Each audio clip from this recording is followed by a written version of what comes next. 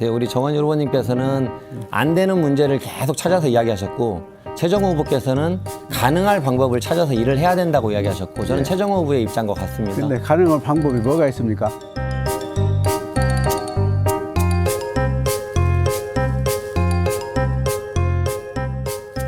익산시에서 시행하고 있는 청년 근로수당은 일부에게 지원하는데 별도로 또 최저임금을 11,000원을 전체 대상에게 지급하겠다고 했거든요. 네. 그 20, 30대 인구가 몇 명인 줄 아시죠? 네네네.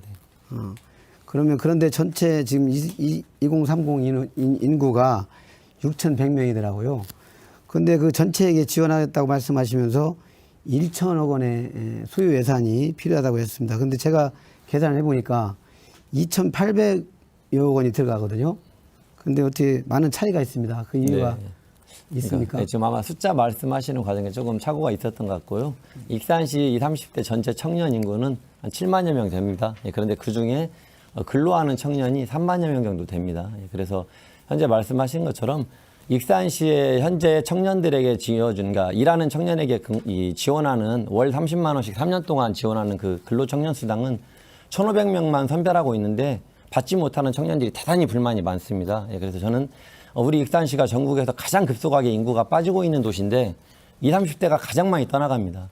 저는 익산시의 20, 30대가 떠나가지 않도록 하는 데 있어서 가장 중요한 게 그 청년들이 급여 차이로 인해서 적어도 타 지역으로 가지 않을 수 있도록 하는 최소한의 지원을 하겠다는 거고요. 그래서 아마 3만여 명의 이 청년들을 이러저런 좀 기준에 의해서 선별하다 보면 저는 1,000억 원 정도 예산이면 될 수 있다고 생각하고 우리 익산시 예산이 매년 1,000억에서 1,500씩 중앙정부에서 내려오는 돈이 많아져서 늘어나고 있습니다. 저는 앞으로 늘어나는 예산은 예산 전면적인 재설계를 통해서 20, 30대 청년이 떠나지 않도록 하는 이 일에 먼저 사용하겠다 이런 생각을 갖고 있습니다. 그러니까 이제 2030 인원이 7만 명, 약 7만 명 말인데 네. 그 1천억 원래 필요하다고 했잖아요, 말씀은. 네. 근데 계산해 보니까 7만 명이 아니라도 6만 명만 계산해도 2,800억 원이 소요되거든요. 저는 그 중에 일하는 청년 3만여 명 정도로 현재 제가 구분하고 있고요.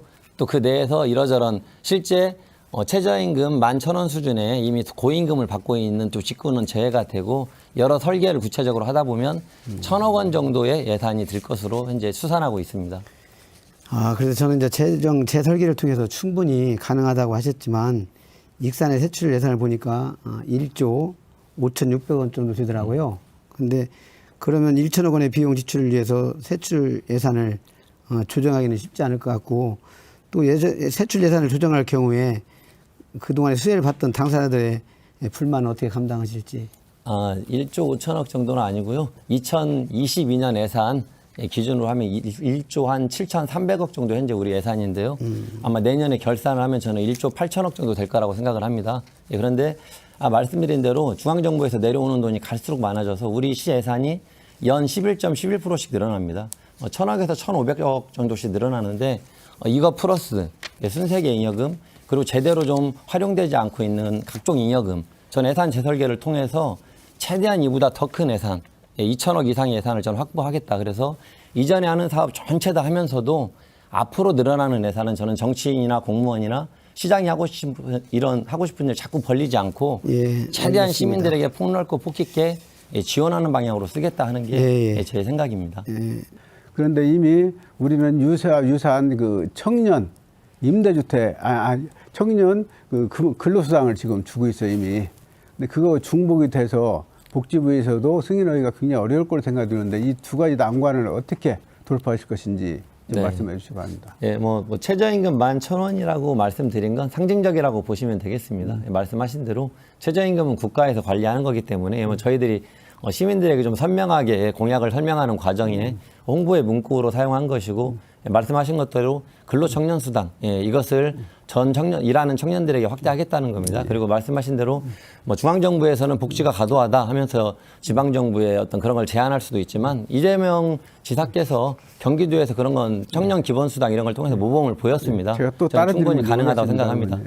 의원님 그렇지 않아도 말씀 듣고 보니까 걱정은 좀 덜한데 그다음에 지금 반갑 아파트 하신다고 그랬어요. 굉장히 청년들의 기대가 클 것 같고 저도 찬성을 합니다. 근데 반갑 아파트의 문제점은 좀 파악을 좀 해보셨습니까?